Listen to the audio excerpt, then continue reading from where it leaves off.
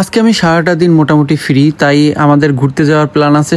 আজকের ওয়েদারটা রৌদ্র উজ্জ্বল, তাই রান্না বাড়া করতেছি। যেহেতু ঘুরতে যাবো, আস্তে আস্তে অনেক রাত্রে হয়ে যাবে, তাই রান্না করেই যাচ্ছি। গরু মাংস রান্না করতেছি এবং ভাত রান্না করে খাওয়া দাওয়া করে তারপরে বের হয়ে গেলাম রেডি হয়ে। বাসের জন্য ওয়েট করতেছি। দেখতে দেখতে বাসও চলে আসলো।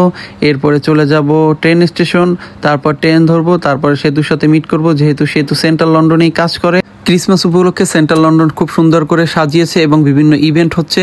সেতুকে পেলাম, সেতুকে নিয়ে চলে গেলাম কৃত্রিম গোলাপ ফুল দিয়ে তৈরি রোজ ইভেন্ট। স্থানটা আমার কাছে খুবই ভালো লাগছে। পথের মধ্যে দেখতেছি বাংলাদেশি রিক্সা। তারপর চলে গেলাম উইন্টার ওয়ান্ডারল্যান্ড, প্রবেশ করতেছি। অনেক সুন্দর এবং অনেক বড় একটা জায়গা।